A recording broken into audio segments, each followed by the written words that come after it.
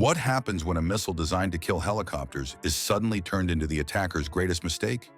Houthis aimed a shoulder-fired weapon straight at a US Navy Seahawk, expecting an easy kill. But instead of a victory, their position was gone in a flash of fire seconds later. How did a single helicopter manage to survive, outsmart, and strike back faster than anyone expected? That's the question we're answering right now. Before we move on, please take a moment to subscribe to the channel and like the video. How can a few seconds decide whether a helicopter crew lives or vanishes into the sea? For the men inside a Navy Seahawk flying just above the Red Sea, that question became real before sunrise. The mission began quietly. The helicopter kept low, tracing the surface of the dark water while its crew scanned for suspicious vessels moving weapons along smuggling routes. Out here, quiet did not mean safe. The lookouts on shore hid weapons capable of ending the flight in an instant. Those weapons were not crude rifles or random fire. They were shoulder-launched missiles designed to hunt the very heat pouring from the Seahawk's engine exhaust. The crew knew the threat existed, but knowing does not always prepare you for the moment when it wakes up.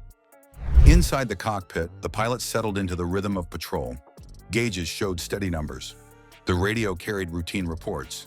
The ocean stretched out silent, broken only by blades hammering the air above it. Then a shrill warning cut through the calm. The missile alert tone filled their helmets, a sound every aviator trains to recognize but hopes never to hear outside a simulator. Detection systems caught the heat flare of a launch. That gave them less than 5 seconds to react. 5 seconds between living and being consumed in smoke over the water. Instinct and training took control. With the tone still screaming, the crew triggered countermeasures. Bright magnesium flares spit from the helicopter, trailing against the night sky. At the same time, the pilots threw the Seahawk into a brutal banking turn, fighting both gravity and the machine itself. To the missile, the glowing flares blurred with the exhaust, confusing its seeker as the helicopter twisted hard out of its own heat trail. A streak of fire shot closer, locked on its prey, only for the signature to vanish as it swapped targets.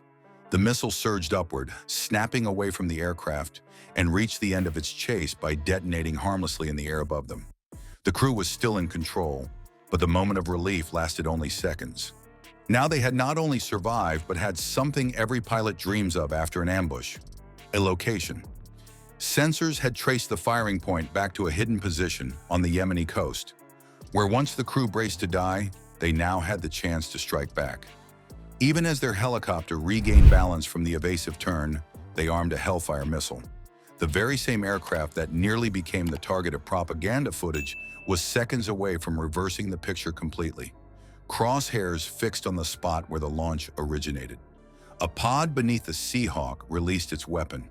The missile streaked toward land, and in a blinding flash, the launch site erupted into fire and smoke. The men who had stalked American helicopters were silenced before they could reload. It was more than escape. It was transformation. In less time than it took the first missile to fly, the ambushers had been destroyed by precision fire. For the helicopter crew, the lesson was unmistakable. Survival was not the end of the mission. Defense had to become offense if they wanted to stop the next shot from coming.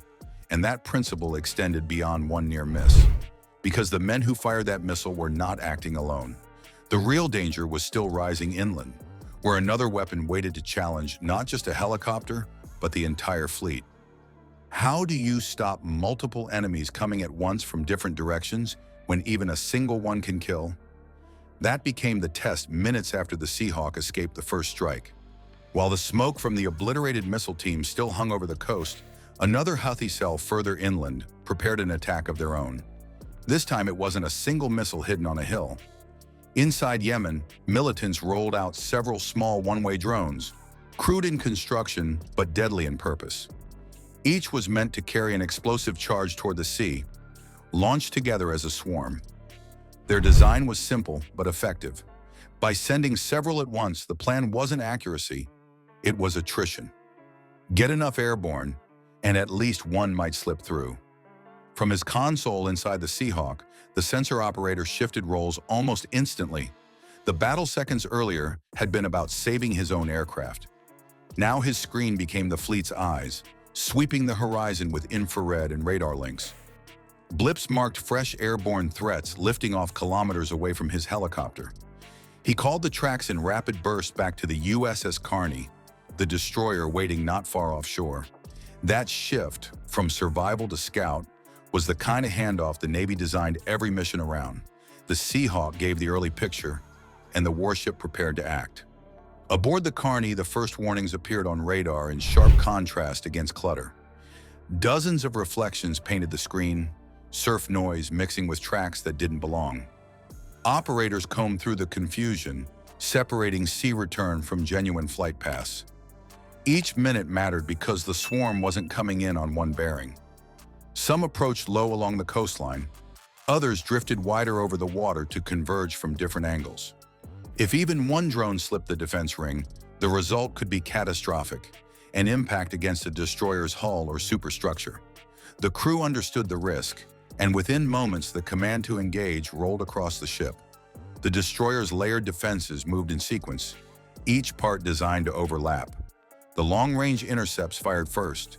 Twin plumes from vertical launch cells lifted into the night, each carrying an SM-2 missile racing toward one drone after another. Radars tracked both the threats and the interceptors, guiding them in quick succession. At the same time, electronic warfare teams lit up offending frequencies, jamming and confusing guidance systems. The effect created chaos in the swarm, drones beginning to wander off course under the pressure of multiple countermeasures. Above the sea, the payoff became visible.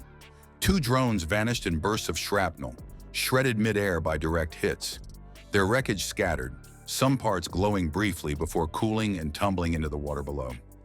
Others spiraled downward after losing navigation, plunging in erratic arcs until they smacked into remote stretches of desert or fell harmlessly into the Red Sea. Not a single one reached the protective ring around the Carney. The warship absorbed the entire thrust of the attack, its weapons and sensors united with the Seahawk's watchful eye. What stood out wasn't just the success of the intercepts, but the proof of synergy. The helicopter supplied the early warnings, the Carney acted as the shield, and together they created an integrated response no single platform could achieve on its own. The Houthis imagined that numbers alone could beat sophistication, that a swarm of cheap drones might overwhelm a billion-dollar warship. Instead, wreckage bobbed on the waves, offering nothing for propaganda videos or victory claims. This was the larger message. Each attack tested defenses, yet the responses turned out sharper, faster, and more connected than the adversaries expected. What had started as scattered survival now signaled something bigger. Defense evolving into deterrence. One strike answered immediately by another layer of American resolve. What began as a single ambush ended up showing how advanced defense systems, strict training, and coordinated strikes changed the math of battle. A helicopter that should have been caught off guard instead turned its survival into instant retaliation. A swarm meant to intimidate a warship turned into nothing more than wreckage drifting on the water. In the Red Sea, every attack designed to spread fear is answered quicker and stronger than before. Consider how these layers of defense protect not just warships, but also the flow of global trade. Stay tuned for the next breakdown of decisive moments at sea.